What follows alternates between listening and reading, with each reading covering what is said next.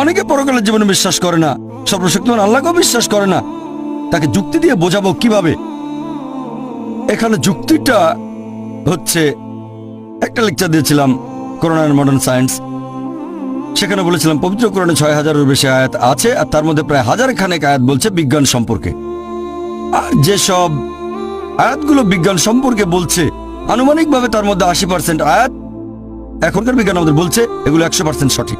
বাকি ২০% আয়াত সম্পর্কে এখনো জানতে পারিনি। তার মধ্যে একটা হচ্ছে পরকালের জীবন। বিজ্ঞান এখনো এতটা উন্নত হয়নি যে পরকালের জীবনকে প্রমাণ করে দেখাবে।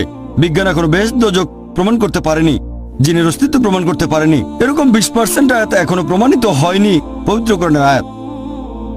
তাহলে কি অন্ধভাবে পরকালের জীবনে বিশ্বাস করছি? এখন একজন মানুষকে এই পরকালের জীবন সম্পর্কে কিভাবে বোঝাতে পারি? ধরেন একজন লোক পরকালের জীবনে বিশ্বাস করে না, আর সর্বশক্তিমান আল্লাহকেও বিশ্বাস করে না। এখন তাকে বোঝাবো কিভাবে? আমি আপনাদের একটা প্রশ্ন করি যে চুরি করা ভালো না খারাপ? চুরি করা ভালো না খারাপ? খারাপ, সবাই বলবে খারাপ। এবার একটা উদাহরণ দেই। ধরেন আমি একজন স্মাগলার, ধরে নেন আমি স্মাগলার, অনেক ক্ষমতাবান স্মাগলার, আর আমি চোর, পৃথিবীর মধ্যে ১ নাম্বার, সবার সেরা। আর ধরেন আপনারা কেউ পরকালের জীবনে বিশ্বাস করেন না, আল্লাহকে বিশ্বাস করেন না। তাহলে আপনারা আল্লাহকে বিশ্বাস করেন না, পরকালের জীবনে বিশ্বাস করেন না, আর আমি একজন স্মাগলার, সেরা স্মাগলার, খুব বুদ্ধিমান, সবসময় যুক্তি খাটিয়ে কাজ করি। আমি আপনাদের বলছি যে চুরি করা ভালো। একটু আগে আপনারা সবাই বললেন যে চুরি করা খারাপ, চুরি করা খারাপ। এখন আমাকে অন্তত একটা বৈজ্ঞানিক কারণ দেখান যে চুরি করা খারাপ কেন, তাহলে আমি চুরি করা বন্ধ করব। কেউ কেউ আমাকে মাত্র একটা কারণে দেখাতে পারবেন? অন্যের অধিকার কেড়ে নিচ্ছেন। আপনি অন্যের অধিকার কেড়ে নিচ্ছেন। মেনে নিলাম যে আমি অন্যের অধিকার কেড়ে নিচ্ছি। আমি হয়তো কারো ১,০০০ টাকা চুরি করছি, তার অধিকার কেড়ে নিচ্ছি। এটা তার জন্য খারাপ, আমার জন্য না। আমি বলছি যুক্তি দিয়ে বোঝান যে এটা আমার জন্য খারাপ কেন। যদি কারো কাছ থেকে ১,০০০ টাকা চুরি করি তাহলে ভালো হোটেলে খাওয়া দাওয়া করতে পারবো, 5 স্টার হোটেলে যেতে পারবো, সিনেমা দেখবো, এতে আমার উপকার হবে। আপনারা আমাকে যুক্তি দেখান যে এটা আমার জন্য কেন খারাপ হবে। যার চুরি যাচ্ছে তার জন্য এটা খারাপ। পুলিশ শাস্তি দেবে। আরেক ভাই বললেন পুলিশ আমাকে শাস্তি দিতে পারে, পুলিশ আমাকে অ্যারেস্ট করবে। ভাই পুলিশ তো আমার পকেটে আছে, মন্ত্রী মিনিস্টার আমার পকেটে। বলছি তো আমি হচ্ছি সেরা স্মাগলার, পৃথিবীর মধ্যে ১ নাম্বার। মনে রাখবেন, প্রথমেই বলেছি যে ধরে নেবেন আপনারা হলেন সেই সব মানুষ যারা আল্লাহকে বিশ্বাস করে না, পরকালে বিশ্বাস করে না, আর আমি স্মাগলার। এখন আপনারা আমাকে বোঝাবেন যে চুরি করা খারাপ। মাত্র একটা লজিক্যাল কারণ দেখান।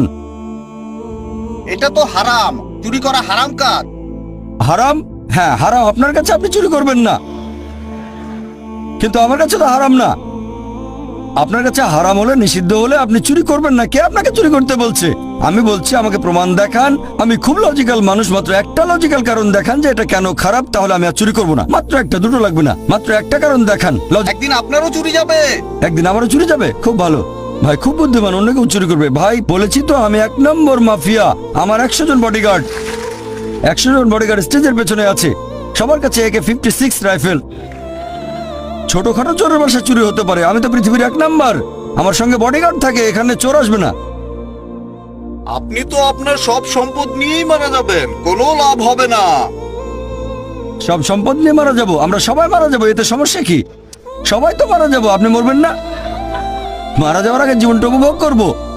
আপনার বিবেক বাধা দেবে। আমার বিবেক এখানে বাধা দেবে? ভাই বিবেক এখানে কোনো ঝামেলা করবে না। আমি খুব লজিক্যাল মানুষ, আপনার বিবেক বলছে তাই আপনি চুরি করবেন না। আমি খুব লজিক্যাল মানুষ, আমার বিবেক কখনো বাধা দেয় না। আমি আপনাদের বলছি আমাকে একটা লজিক্যাল কারণ দেখান। আপনার বিবেক যদি বলে খারাপ কাজ, আপনি চুরি করবেন না। আমি তো বলছি এটা ভালো, চুরি করলে আমার উপকার হবে, জীবন উপভোগ করতে পারবো, তাহলে কেন খারাপ? এটা তো ভালো। আপনাদের উত্তর দেওয়ার সময় শেষ, এবার টেবিলটা উল্টে দিতে হবে। আপনার কাজটা ঠিক না, কারণ আপনি চুরি করছেন, স্মাগলিং। এতে করে সমাজে আচ্ছা ঠিক আছে, আপনাদের উত্তর দেওয়ার সময় শেষ। অনেক শত্রু তৈরি হবে। আমার শত্রু থাকলে সমস্যা নেই, আমার কেউ ক্ষতি করবে না, আমার আছে বডিগার্ড। আপনাদের উত্তর দেওয়ার সময় শেষ, এবার আমি উত্তরটা বলছি, আপনাদের উত্তরটা বলছি। আমি আগে বলেছিলাম এটা একটা উদাহরণ। ধরেন একজন লোক আপনার কাছে এসে জিজ্ঞেস করলো যে কিভাবে প্রমাণ করবেন ইসলামিক শরিয়া নিখুঁত। এই প্রশ্নটা যদি করা হয় তাহলে এবার টেবিলটা উল্টে দেন, টেবিলটা উল্টে দেন। ধরেন আপনি স্মাগলার, উদাহরণ দিচ্ছি, এটা ধরে নেন আপনি পৃথিবীর 1 নম্বর স্মাগলার আর আমি একজন মুসলিম। আপনাকে বোঝানোর চেষ্টা করছি। আপনি স্মাগলার, আমাকে বললেন প্রমাণ করে দেখান যে চুরি করা খারাপ। বললাম পুলিশ অ্যারেস্ট করবে, আপনি বললেন পুলিশ আমার পকেটে। তারপর বললাম এতে অন্যের ক্ষতি হচ্ছে, আপনি বললেন তাতে আমার কিছু যায় আসে না। বললাম বিবেক দংশন করবে, বললেন আমার বিবেকই নেই, দংশন করবে কে আমাকে? মুসলিম হিসেবে আমি যেটা করব, প্রথমে আমি তার সামনে আল্লাহ তাআলার অস্তিত্ব প্রমাণ করে দেখাবো। এটা করেছি একটা লেকচারে, is the Quran God's word.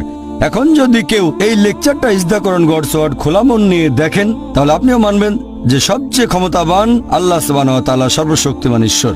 প্রমাণ করব পবিত্র কোরআন আর বিজ্ঞান দিয়ে। 1 নম্বর পয়েন্ট। 2 নম্বর পয়েন্ট, সে তখন বলবে আচ্ছা আমি মেনে নিলাম যে ঈশ্বর সর্বশক্তিমান। এখন সে প্রশ্ন করবে ঈশ্বর যদি এমন মহান হন তাহলে শাস্তি দিচ্ছেন না কেন? এটা আবার কোন ধরনের সুবিচার? আল্লাহ পবিত্র কোরআনে বলেছেন সূরা নিসা অধ্যায় নম্বর 4 আয়াত নম্বর 40, আল্লাহ সুবহানাহু ওয়া তাআলা কারো প্রতি অনুপরিমাণও জুলুম করেন না, তবে কেউ চায় না নিজের প্রতি অবিচার হোক। একজন লোক অন্য কারো মা বা স্ত্রীকে ধর্ষণ করলো, তাকে মৃত্যুদণ্ড দিলে আপনারা বলবেন বর্বর আইন। অবিচার যদি হয় আপনার সাথে, তখন বুঝতে পারবেন যে সুবিচার করতে হবে। সবাই এখানে একমত হবেন যে অবশ্যই সুবিচার করতে হবে। এখন প্রশ্ন হচ্ছে এই পৃথিবীতে আমরা সুবিচার করব কিভাবে? সবাই তো সুবিচার পাবে না। যেমন ধরেন আপনি এটা জানেন যে হিটলার 60 লক্ষ ইহুদিকে হত্যা করেছিল। কতজন? 60 লক্ষ ইহুদি। ধরেন আপনি আজকে হিটলারকে ধরলেন, তাকে এখন কি শাস্তি দেবেন? কি শাস্তি দেবেন? ম্যাক্সিমাম তাকেও গ্যাস চেম্বারে পাঠিয়ে দেবেন, তাতে মাত্র একটা জীবনের ক্ষতিপূরণ হবে। বাকি 59,99,999 জন ইহুদি ছিল, তাদের ব্যাপারে কি হবে? তারা সুবিচার পাবে না? এটা আবার কোন ধরনের আইন? একে সুবিচার বলবেন? আল্লাহ পবিত্র কোরআনে বলেছেন সূরা আলে ইমরান অধ্যায় নম্বর 3 আয়াত নম্বর 185 যে কুল্লু নাফসিন যায়কাতুল মউত, জীব মাত্রই মৃত্যুর স্বাদ গ্রহণ করবে, আর চূড়ান্ত বিচার হবে রোজ কিয়ামতের দিনে। আর যাকে দোজখের আগুন থেকে দূরে রাখা হবে, বেহেশতে নেওয়া হবে, সে পৃথিবীর উদ্দেশ্য অর্জনে সফল কাম। কারণ এই পার্থিব জীবন এটা ছলনাময় ভোগ বিলাসিতা ব্যতীত আর কিছুই নয়। তাহলে চূড়ান্ত হিসাব কিতাব, চূড়ান্ত বিচার সেটা হবে রোজ কিয়ামতের দিনে। সেটাই হচ্ছে চূড়ান্ত হিসাব কিতাব। তাহলে যেভাবে একজন মাফিয়াকে বাধা দেবেন, সেটা হচ্ছে আখিরাতের জীবনের শাস্তি। এটা দিয়ে ইসলামিক শরিয়া সম্পূর্ণ হয়।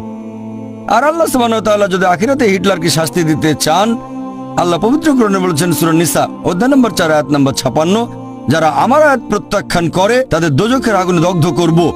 আর তাদের চামড়া যখন পুরোপুরি দগ্ধ হয়ে যাবে, সেখানে নতুন চামড়া দেওয়া হবে যাতে তারা ব্যথা অনুভব করতে পারে। এখনকার বিজ্ঞান জানতে পেরেছে আমাদের চামড়ার নিচে পেইন রিসেপ্টর থাকে। তাহলে আল্লাহ সুবহানাহু ওয়া তাআলা যদি হিটলারকে পোড়াতে চান 60 লক্ষ বার, তিনি তা পারেন। 1,20 লক্ষ বার করতে পারেন। তাহলে চূড়ান্ত শরিয়া আর ইসলামিক আইন তখনই বুঝতে পারবেন যদি বিশ্বাস করেন আখিরাতে। যদি আখিরাতে বিশ্বাস না করেন, তাহলে চুরি করাকে খারাপ বলবেন না, ধর্ষণকে খারাপ বলবেন না, এই সব কিছুকে তখনই খারাপ বলতে পারবেন যদি পরকালের জীবন থাকে। তাহলে এই হলো পরিপূর্ণ শরিয়া।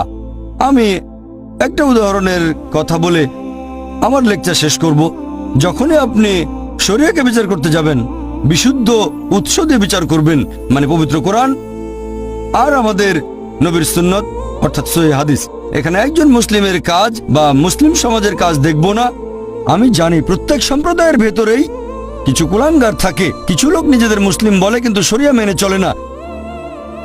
ইসলাম বলছে মদ পান করো না, মাদকদ্রব্য নিও না। এরকম অনেক মুসলিম আছে যারা এসব কাজে অমুসলিমদের চেয়েও পাকা। আমি এটা জানি। এরা হচ্ছে কুলাঙ্গার। প্রত্যেক সম্প্রদায়ে কিছু কুলাঙ্গার থাকে। মিডিয়া এদেরকে এমন ভাবে তুলে ধরো যেন এরাই আদর্শ মুসলিম। গতকাল একটা উদাহরণ দিয়েছিলাম, যদি একটা গাড়িকে যাচাই করতে চান আর ড্রাইভার যদি ভালো চালাতে না জানে, হুইলের পেছনে কাঁপাকাঁপি করতে করতে অ্যাক্সিডেন্ট করে বসলো, কাকে দোষ দেবেন? ড্রাইভারকে না গাড়িকে? ড্রাইভারকে। তাই মুসলিমদের দেখে ইসলাম ধর্মকে বিচার করবেন না, ইসলামকে বিচার করবেন কোরআন এবং হাদিস দিয়ে। আরেকটা গাড়ি যাচাই করতে গেলে হুইলের পেছনে আপনি এমন কাউকে বসাবেন যে খুব ভালো ড্রাইভার। তাহলে একজন মানুষের কাজ দেখে ইসলাম ধর্মকে যাচাই করতে চাইলে সবচেয়ে সেরা দৃষ্টান্ত সর্বশেষ চূড়ান্ত নবী মুহাম্মদ সাল্লাল্লাহু আলাইহি ওয়াসাল্লাম। ওয়া আখিরু দাওয়ানা আলহামদুলিল্লাহি রাব্বিল আলামিন।